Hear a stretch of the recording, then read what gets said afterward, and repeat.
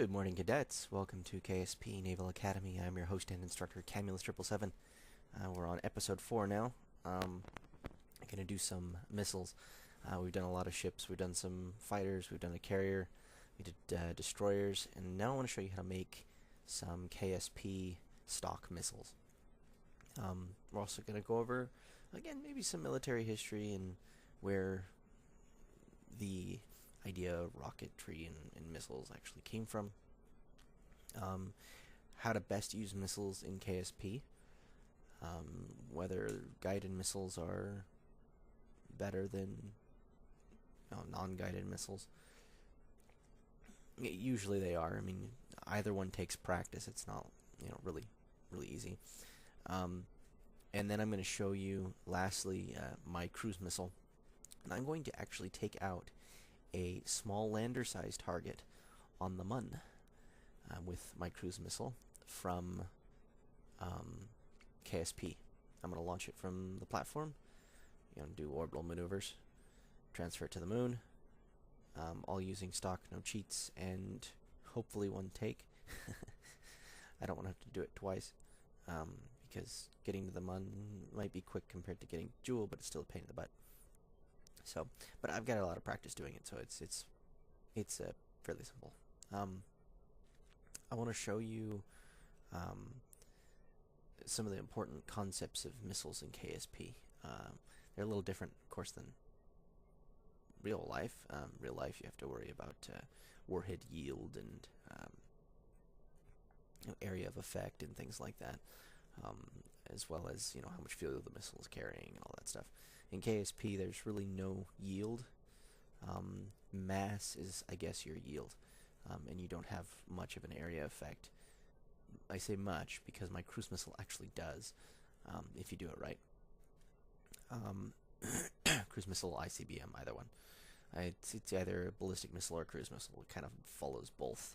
It does have a parabola arc, however, it does cruise. So let's start building some missiles here. Now I'm going to show you basic design. I'm just going to use this as a launch platform. I'm going to be launching in atmosphere, so something to launch from. Now this is why I call these hard points, is because you can attach missiles to them.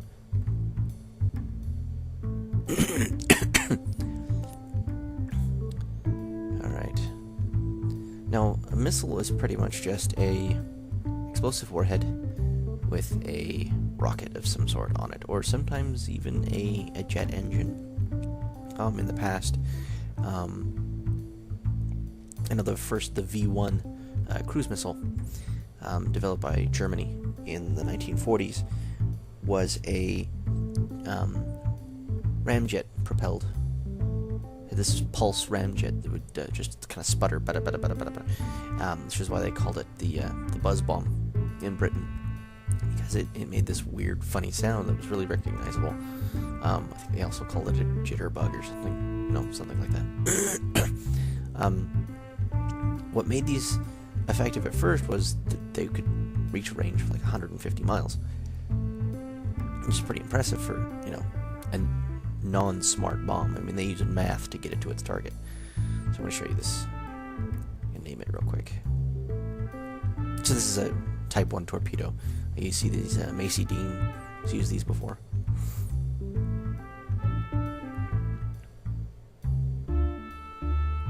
And we have to throttle up in order to fire it. And you activate it manually, and it lifts. I turned off gravity so that the thing would actually work properly. And then we go switch to it. Switch. Switch. There we go. Sometimes the button doesn't work. So there we go. You can see we're not using very much fuel. Very fast, and it gets a pretty good range. The problem with this is, at short ranges, it's pointless, so we need a better design. Anyway, like I said, the V1, pretty good range. What made it very ineffective after the British learned how to deal with it was actually relatively slow, and its trajectory and course were pre-programmed. Like I said, they used math to determine where it would go. because they didn't have a guidance computer. They just had a gyro that leveled the thing out. Excuse me. I've been sick. That's why this video is late. So what they would do is they'd send their fighters after it and either shoot it down before it, reached any place that was dangerous, or they learned they could just go over to it and tip it, and didn't have to waste the ammo. And then it would tip and fall off its flight path and crash somewhere inert. This is completely different from the V2. In fact, they were designed by two different groups in the German war machine. The V2 was actually one of the brainchildren of Wernher von Braun, who was an expert in rocketry. He started building rockets when he was really young. He was an engineer, graduate engineer, and became a member of this rocket team at about 18, and just threw Germany leaps and bounds. Russia was actually also into rocketry at the same time, and also one of the leaders in rocketry. But they were experimenting more with rocket planes than actual guided ballistic missiles or cruise missiles. Now, what kept the V2 in level flight, well, not level flight, but in its trajectory, was a simple gyro, and it would launch and fire off at amazing speeds. I mean, we're talking, I think it reached like several thousand miles per second, kilometers per second, which is really, really fast. And after a while, it doesn't matter, you can't really target something that's moving that fast. And it reached an altitude like 300,000 feet. It had a max range of 205 miles. And it was pretty impressive. So you could launch these things off the French coast and hit targets in England. Again, using math to find your targets. So I'm going through various different types of missiles here. This will be the standard missile that I think everybody uses now. Now these Separaton rockets are really cool because they have an amazing thrust-to-weight ratio, like 4 times better than anything else. So you can get some incredible speeds out of it. And you can either have them on the outside. I like to put them on the inside. Smaller package, I can fit it in other places. And I can stick some of these on the front so I can stack them, but I don't think it'll work very well if I did that now, because I don't have clipping on, and I can do it without clipping. It's just it takes a long time for it to actually register that what I'm trying to do. Yeah, it's not working. So rather than fudge with that, I'm just gonna launch it.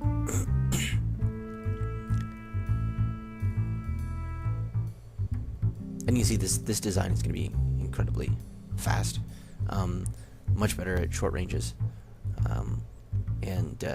Yeah, it reaches ridiculous speeds. Burns out of fuel real quick, but reaches ridiculous speeds. And this is in atmosphere with gravity on too, so very effective design. Now again, the V2 actually wasn't the first, or the V1 either of them were not actually the first. There was an A4 that Wernher von Braun worked on. The A4 wasn't used in combat, but it was the first actual ballistic missile test that worked. The rocket got within like 2.5 miles of its intended target, which is pretty good, especially since it's not computer guided. Had a range of like 125 miles, and it reached like 30 miles up. I mean, it's pretty impressive, considering that they had no computers, that were just messing with a gyro. It pretty much just looked like a smaller, shorter V2. But, they got the concepts down. And we're going to build a bigger torpedo now. Stackable. Now, we'll probably stick, we'll stick a warhead on here. Fuel tank. Or See, these I use as penetrators because it has a really high impact tolerance. And so when you hit armor, there are three things to actually take into consideration in KSP. One is mass. That's actually probably the most important, because if you're big enough, you'll do an insane amount of damage. The other is impact tolerance. It's like, you know, if you shot a piece of diamond with butter, you'd have to really, really have a lot of butter, and you'd have to increase the mass or the speed of the butter to ridiculous speeds in order to actually harm the diamond, if at all.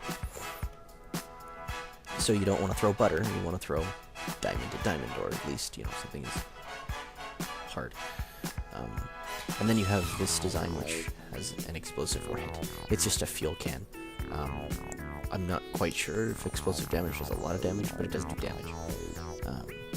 So if you hit a soft target or another fuel tank, it'll go, and then it'll take everything else out with it.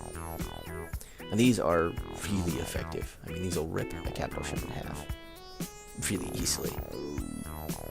I've got a few on my my Mark 1 destroyer that we built last time. And excuse me, you can make these smart, but because you can't vary the thrust, it's a little more difficult to control them. So go back here. I'll make you a smart missile, which can also be a cruise missile. You could actually take out ground targets with these if you know what you're doing. And I'll show you, there's actually a really cool trick taking out ground targets. And you want a vectoring engine in order to do this. Not the other one. The vectoring one is better, even though the other one has more thrust. And it also has to have quite a bit of thrust. So you stick one of those on there, but it'd be way too big. Maybe for huge torpedoes. Those are cool, but I use those for killing carriers. Those are my real torpedoes. Stick one or two of those on a designated frigate or destroyer. Another fuel can. And this is actually for fuel. Here's my control. And you're going to want a battery. Smaller battery, maybe. Let's do a smaller battery. Let's put it on the nose cone.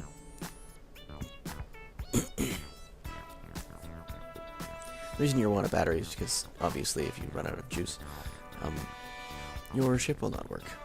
So, it doesn't matter, you won't be able to control it. May as well just be a missile. And just for funsies, we're going to stick this on here. We're going to have enough control anyway, but this will give us even more.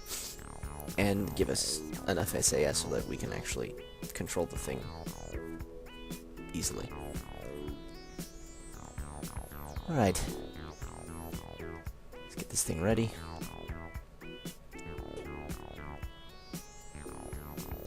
Throttle it up. Now you want to actually fire the engine off first, and then the decoupler, because sometimes there's this weird thing where it just won't work.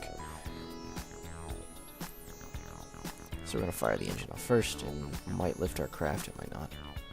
Probably not. Smaller ones do, this one doesn't for some reason.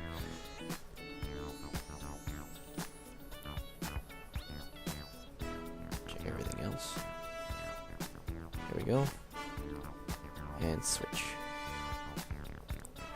These are fun to play with, because you can control them. Tip. Now I'm piloting this without SAS for now. And I don't have a lot of fuel, but I'm going to try and turn it around and at least hit the landing pad. And I might have control, so SAS. There we go. It makes a big difference. The new SAS is awesome for these things. And tip up. Out of fuel. I'm going to get pretty close for running out of fuel. So we're going to build a smart missile. Now I'm using one of my pre-built rockets to get this thing up there. So that way you don't have to watch me build it. You need a lot of battery power. There's some things you're going to need. You need a lot of SAS. You're going to need a lot of stages. Now, this design could probably hit targets on Duna, Eve, I might actually, I haven't tried getting it to Joule, but it's got a nuclear engine on it once it gets to the second to last stage, so it's, you know, it's got a lot of Delta V. And the last engine is just a basic vectoring rocket. It makes a big difference. It does, and I'll show you. There's actually a way to do this and a way not to do this. The way not to do it is to treat it like an ICBM once you get to your target. The best way to do it, or the best way not to do it, is to let's see, reword that. The way you don't do it is treat it like an ICBM, so you don't take your target from the top, because then you have a much smaller target to hit. You want to take your target from the side, or at least at an angle.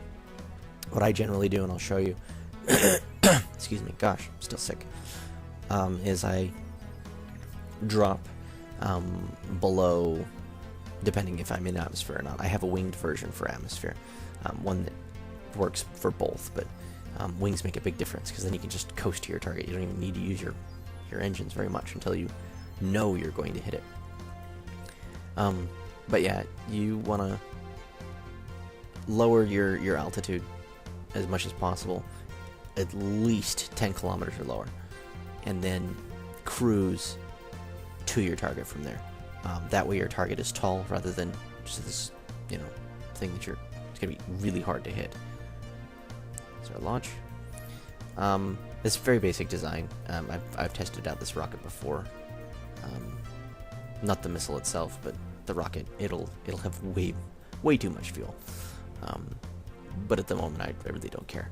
I could probably mess with staging later and get rid of one of my stages, and probably have just enough fuel. But right now, efficiency is not my goal right now. Actually hitting my target is. So today's missiles are pretty impressive, actually. We have the Triton missile, which is, you know, ICBM. It carries very destructive nuclear warheads, and its design as an ICBM, as a ballistic missile, is it fires up just like this one is, and then it kind of detaches and then literally drops. It doesn't cruise to its target, it doesn't use engines to its target, it discovers or mathematically calculates, you know, based on atmosphere, based upon re-entry, where it's going to hit. Now, I'm told that the accuracy of those things is pretty ridiculous, that if it was to actually just be a ballistic projectile, that it would be able to hit targets that are relatively decent size, like it'd be able to hit a carrier or a destroyer pretty easily, which is kind of redundant and ridiculous, because you don't need that on a nuclear warhead. If you're within a mile of your target, you're going to do your damage. And what they do is they don't actually hit their target. They detonate above the target, and with a shape charge that just kind of sweeps out everything. And that's the idea, is that you can do more damage. If it actually impacted, it would kind of explode up and not very out. Just kind of go up. So, I'm just making my maneuvers here. So, here I am in orbit around the Mun. Now, a lot of your missile designs are really cool. I got some from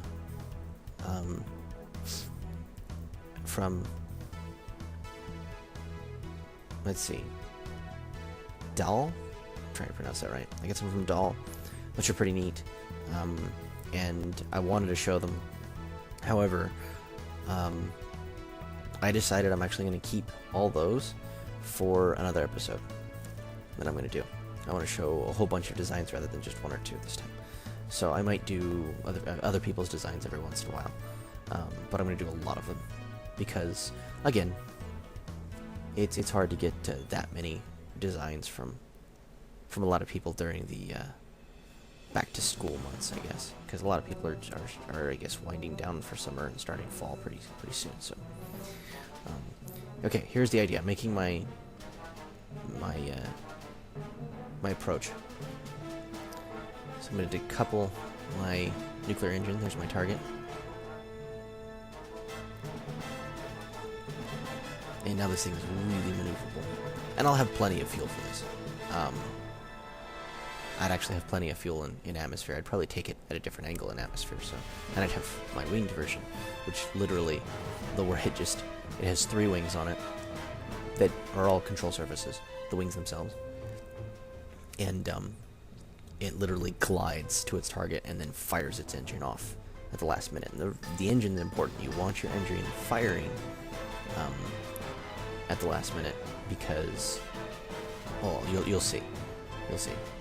So it looks like I'm actually doing a dive. I'm going to miss my target, but trust me, there's a reason for this. I'm going to drop my altitude very quickly and line it up here.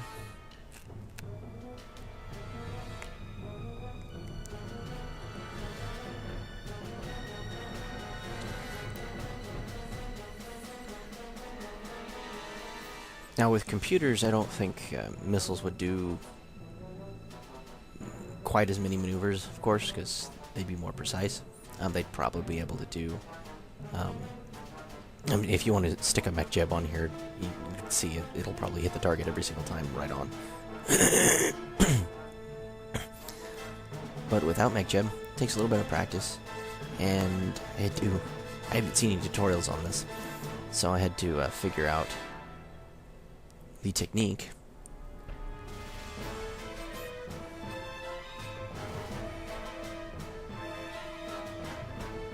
Kind of invent the technique, really. I don't know if somebody else has already done this. You know, I'm not taking credit for it, but if somebody else has already done this and you understand it, it took some trial and error to figure it out.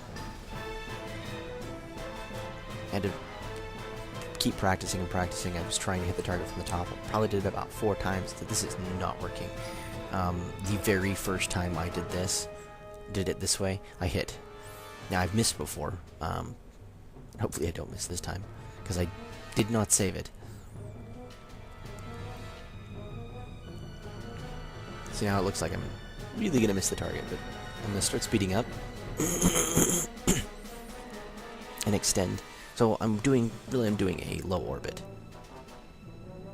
suborbit, just to my target.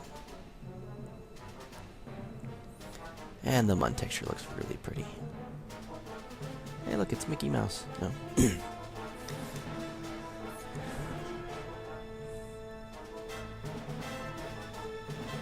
So yeah, I'm at 6 kilometers, 6.5 kilometers. Dropping slowly. My speed is rather incredible. I'm approaching pretty fast. And you can do this pretty fast. I mean, you can do this approaching at really high speeds.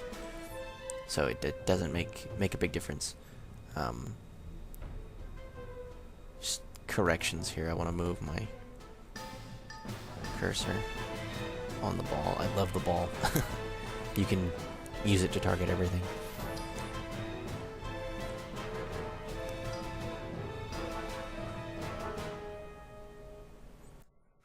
So that's a hit.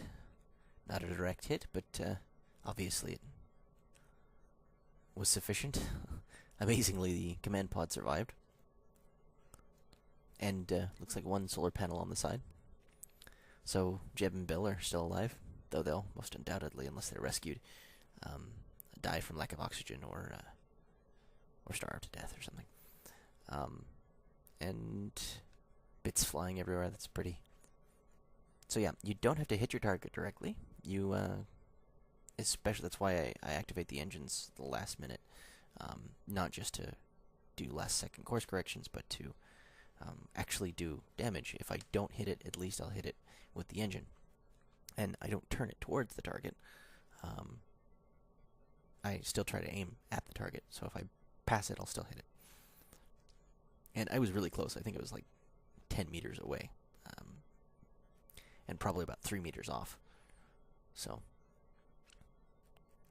I have directly hit something before, but you don't need to, obviously. I've got a plan to put some of these on a battleship. I think I'm gonna do my drop pods next. and then I'll do some capital ships, and you'll see these on a battleship with orbital bombardment. So if anybody has a target I want to hit down there, they want to shoot missiles at me from the planet, I can destroy them. So thank you for watching, and like, subscribe. I'm going to do some tutorial videos too, try and get my popularity up. And this has been Camulus 777, KSP Naval Academy, signing out.